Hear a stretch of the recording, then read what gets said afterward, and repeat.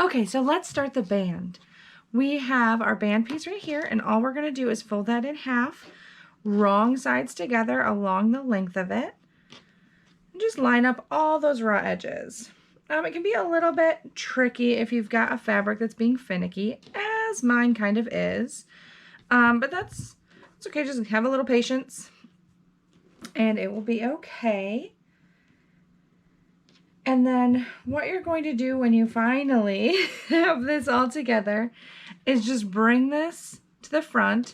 So this looks like the front of a shirt, and just line up all the corners. So you just want the corners to match, and then each of the straight edges coming off of the corners to match. And while you're doing that, you do want to make sure that there's no twists or turns or anything in the collar. So you want to make sure it's laying nice and flat in this kind of triangle shape. And then what you're going to do is just baste this together. And so she has a tip in the tutorial that if you baste right at the 3/8 inch seam allowance and baste all the way from edge to edge of the width of it, and then do the same over here, you create a nice little square right here. So we are going to do that so I can show you what she's talking about. So I've just got the basting stitch on my machine. I'm going to use a 3/8 inch seam allowance and the correct pedal for the right machine, since I have two set up here. And I'm just going to go ahead and baste this neckband. Okay. And then I am just going to flip it and baste along the other side of that. So we're creating a nice little square that is 3/8 of an inch at the very corner. And that will help us when we are trying to align our collar on our shirt. So we have our collar basted together. We are ready to go with this. The only thing I like to do right here is actually just align the entire collar so that you can find the center back right now before you need it and before you're doing anything and just wish you had done it already. I like to just do it right now. And this is the same thing that I do with like the sleeves and things like that. I just clip a small tiny thing right into the seam allowance, and then I'm also going to put a clip right there so that it doesn't shift or anything while I'm setting it up. So I'm just going to set that to the side. And we are going to prep the bodice itself, the sweater itself, for attaching the neckband. So let me get this in here a little bit more smoothly. So what we're going to be doing, I'm just going to show you with my hand before I take it to my machine. We are going to be sewing from 3/8 inch down from the very, very center of our V up 2 or 3 inches along the side, and then again we're going to come right back to that V and sew baste just 2 or 3 inches up the other side. And this just gives us a lot of stability so that we can attach that neckband very smoothly and hopefully very easily. So I'm going to take this to my machine, and I'm going to align that right at the tip of the V and at that 3/8 inch seam allowance. You want to make sure you don't have the back side on the other side of the neckline underneath it. You just want one layer. And then I'm just going to sew a couple inches with a nice basting stitch. And then I am, oh, and because this is a knit, sometimes this will gather on you a little bit. So before I move on to the next thing, I'm just going to make sure that that's laying nice and smooth, because you don't want that machine gather that sometimes happens when you use a straight stitch on a regular machine. You don't want that when you're attaching your neckband. So just make sure that's nice and smooth, and then flip it over and sew from the other direction. So just aligning this, and I want to make sure, and I'm going to get really close in here to make sure that my needle is dropping exactly where I started my stitches last time, because we want a nice crisp point. So that is a tip to help make sure that your V-necks are nice and smooth. And then I'm just going to sew 2 or 3 inches and call that good. And again, I'm just going to smooth out any gatherings that might have happened. Totally okay if they did. Just run your fingers along them so they're nice and smooth. Then I'm going to lay this back here. And what we're doing next is clipping directly from the V down to the stitch line. You don't want to stitch, you don't want to clip through that stitch line, but you do want to cut directly from the top of that V close to the stitch line without touching your stitches. So it seems a little scary, but it's okay. So you just want to have this so that you can hold this flat if need be. You can hold it flat. You've opened it up so that it's a little bit easier to work with. And I'm actually going to flip this back, so it's a little upside down for you guys, but it's upside right for me. And this is where you bring your neckband back. If you have a preference on which side goes over the other, or if you have a right side of your band and a wrong side of your band, say you've got a design and you just really want to show it, make sure you put the right side, what you're considering the right side, against the right side of this top. And so what you're going to do, I flipped it, but I didn't need to. Sorry. We're going to play rotating shirts. So what you're going to do is this is where that square that we sewed earlier comes in handy, because where those intersect is my seam allowance, and that is where I want this point to match. So right here, what we want to do is sew all the way up to the edge of that thing, 2 or 3 inches to the edge of that band, and then we'll come back and sew the other direction. So it is really important that this starts in exactly the right spot. So what I actually like to do is line this up, and I don't like to use pins or clips because they just end up getting in my way and I end up in the wrong spot. So I line this up exactly where I want it, and I put it under my machine and drop the needle. And then I just manipulate the fabric out of the way so that I can see exactly where it's going and exactly where I want it to be. So, and of course, because now I'm on camera, this is being fiddly because that's what it does. So without stretching the neckband in any way. So the neckband is still Ving this way. The neck band is still Ving the other way. But I've lined up those 2 points that need to match. And I'm just slowly sliding that underneath my machine and getting down real friendly, real close, and dropping my needle exactly where I want it to be. And then I can pull my neckband to the side. I can swing that neck line around, the front of the bodice around, so I've got a nice smooth front. And then I need to make sure that I'm on the right stitch. I can take forward, just go nice and slow. And you just go up that 2 or 3 inches that you sewed earlier, right along your stitch line, and go ahead and take that off your machine. So you can see what I've done here is my neck band is sewn in place here, but not here. So this is still freewheeling over here. What we're gonna do next is put it over. I just realized I wasn't showing you that. So what we have is the bodice right here. We have sewn this portion of the neckband in place. And then this portion of the neckband and this will come together in the next step. So the next thing we do is, once again, I like to slide this under my machine right exactly where I stitched the first time. So I like to put this under my machine just like I had it, as if I was going to sew that same seam, that same exact seam. I drop my needle, I make sure I'm in the right spot, and then we'll rotate it around and sew the one we actually want to sew. And it's a little bit awkward because you end up sewing with the bulk of the shirt underneath your machine, but I almost always end up with a perfect neckband using this method.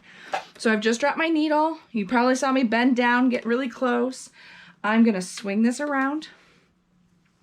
I'm going to reach underneath here and get my neckband so that it's sitting nice and straight and flat, and I don't have any weird wrinkles or extra layers or anything. And then you can just line up that neckband along the line, drop your presser foot, and you can start sewing.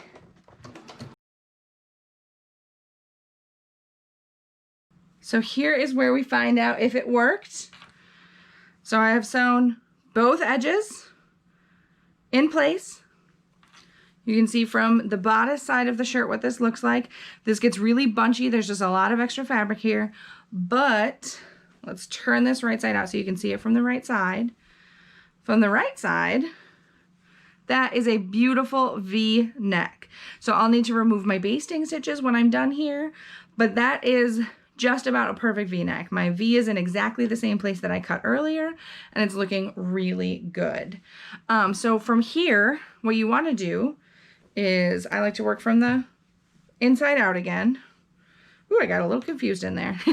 So you want to mark your center back, and I do the exact same thing with my scissors to clip it, just so that I'm sure that I'm lining up the center back with the center back of the neckband, because it can be a little confusing, and you want to make sure, especially this fabric is rolling a little bit, and that can be a little bit confusing. So you want to make sure that your neckband and your shirt are not twisted in any way. They're looking really good. Let's swing that around a little bit. And then, now that I'm done manipulating this, I am going to take this clip out and line up the 3 clips that I put into the 2 layers of the neckband and the back seam allowance of my shirt, the center back of my shirt. And then you can come over here, and what you want to do is you want to stretch the neckband, but not the bodice, to help them align. So the neckband is going to be slightly shorter than your bodice. That's what makes it lay nice and flat against your body. So I like to pin or clip at my shoulder seam, and then in about 1 more place, but add as many pins or clips as you need to be comfortable.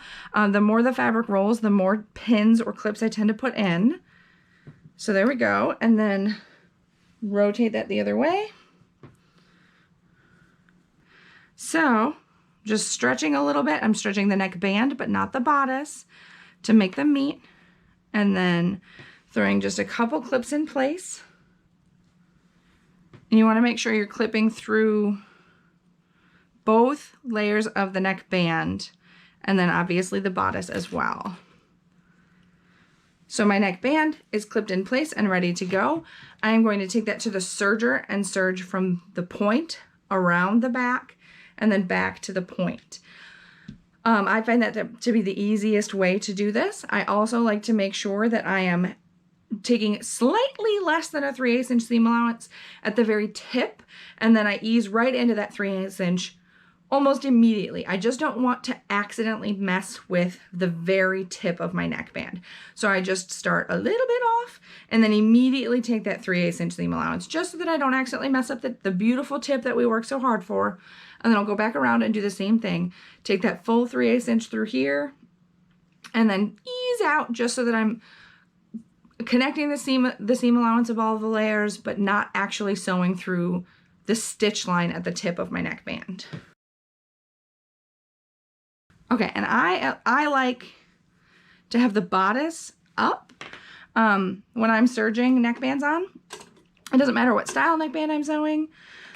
I just prefer to have the piece that I don't want to stretch on top, so I can see it. So I can see when I've stretched to max capacity, and I can see if I'm stretching too far. So as you can see, I'm not cutting off anything at that very, very tip, just like I said earlier.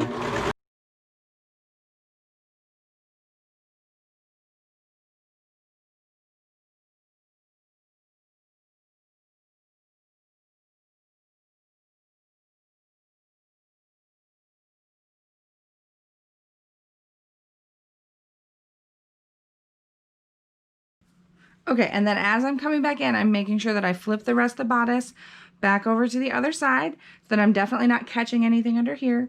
I'm going to do that same thing. I'm going to take the full 3/8 inch seam allowance through here, and then just ease off the edge all the way at the corner. All right, so you can see that my serger stitch lines in the gray don't come anywhere near where I've got my I don't know if it's black or navy, this dark thread from my basting stitches and then my stitches. So I know that when I flip this out, My serger stitches did not mess with those stitches in any way. I still just need to remove those basting stitches that you can kind of see because I used a nice dark thread there. And then my neckband is complete. So I'm going to go ahead and take those basting stitches out and then set up so that we can hem this top. Let's do those last few steps of just hemming this top. So I'm going to start with the sleeve. I like the shirt to be inside out when I'm hemming a sleeve. And I will explain why momentarily. But the first thing I'm going to do is just make sure that seam allowance is pushed toward the back. And I'm just going to turn this 1 inch to the wrong side. This has a 1 inch hem allowance. 1 inch to the wrong side, put a clip. Do that approximately halfway across just to give myself something to hold on to. And then the reason I like it to be inside out is I like to put this on my machine with the sleeve facing up with my presser foot inside the sleeve. This lets me make sure that nothing is pulling, there's no extra layers anywhere. It's all just working as it should. So I'm going to slide this under my cover stitch and align that at the 1 inch mark. And if you do not have a cover stitch, you can hem this with a twin needle or any of your favorite stretch stitches will be just fine. I just prefer the speed and have the luxury of having a cover stitch. So that's what I'm going to use today. So just nice and slow as you work your way around. You want to make sure to stay at that 1 inch seam allowance the whole time, hem allowance the whole time.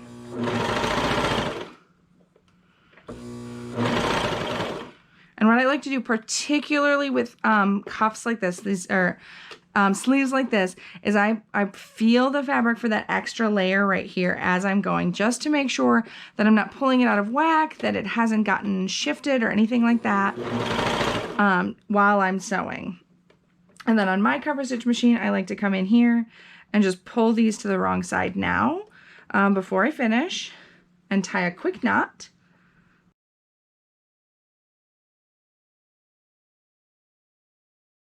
All right.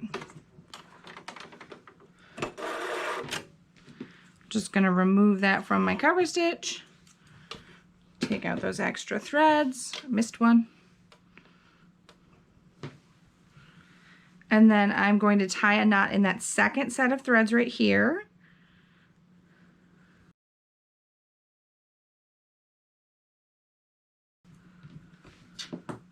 So that's it. When we turn this shirt right side out, you'll be able to see how beautiful and straight and wonderfully finished that is. So I'm going to just repeat that for the second sleeve, and then we can do the bottom of the shirt.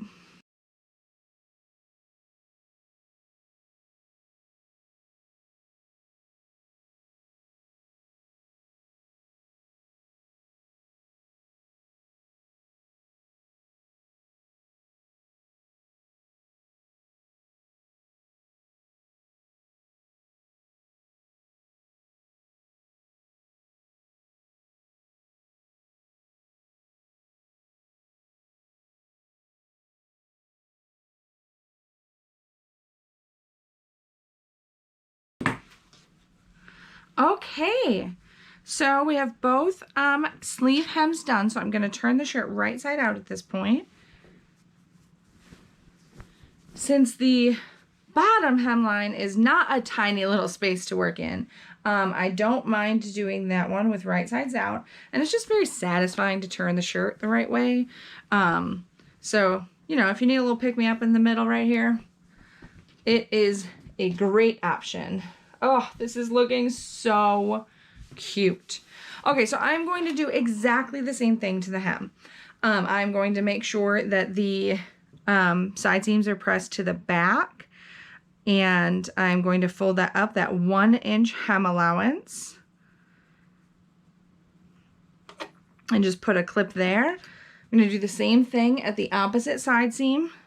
Push that to the back, 1 inch hem, clippy clippy, and then this is a nice straight seam. So do you see how beautifully that just folded up? So we're just going to make sure that we've got 1 inch all the way about. Add some clips here and there as needed. which sometimes I like to go crazy and just take it to my machine and do it a little bit at a time. And sometimes I like to put clips and pins in. Whatever's easiest for you is what I would definitely recommend. You want to be as comfortable as possible.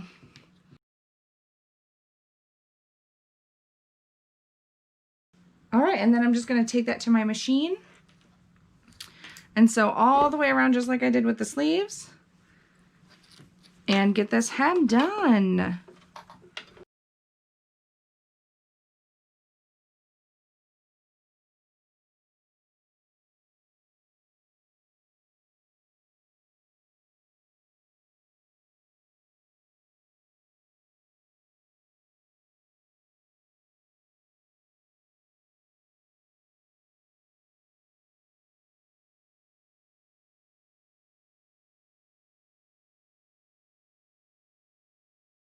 Okay, so I'm just going to tie that in a knot just like I did before and give all of my seams and hems one final press. But then I'm just going to put this on my model and let you see what it looks like. Super excited at how much I love this shirt. This double brush poly sienna is perfect for this. I feel like this is perfect for fall. It's going to look so good in the spring. It's just a beautiful color and a beautiful shirt, which when they come together always, always makes me happy. So can't wait to share this with you, but first let me show you how to add bands instead of hemming.